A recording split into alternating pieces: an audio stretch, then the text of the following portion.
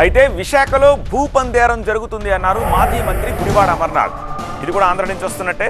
కోట్లాది విలువైన భూముల్ని కంపెనీలకు చౌకగా ఇచ్చేస్తున్నారని తెలిపారు. రియల్ ఎస్టేట్ వ్యాపారులకు విలువైన భూములు ఇస్తున్నారంటున్నారు.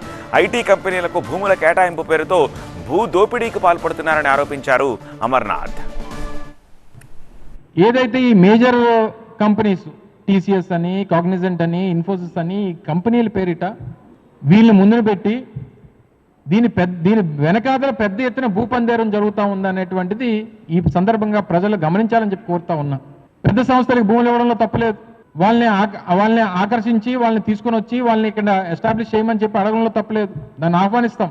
కానీ రియల్ ఎస్టేట్ సంస్థలకి ఎందుకు మీరు భూముల కేటాయింపులు రూపాయికి ₹10 ఎందుకు చేస్తూ ఉన్నారు? దీంట్లో ఉన్నటువంటి మీ స్వలాభం ఏంటి? ఎందుకు ఈ పెద్ద కంపెనీల పేరిట మీరు ఈ రకమైనటువంటి వెనకాతల ఈ పెద్ద ఎత్తున భూపందేరాన్ని చేస్తూ ఉన్నారు అనేటువంటిది ప్రజలు అడుగుతున్నటువంటి ప్రశ్న.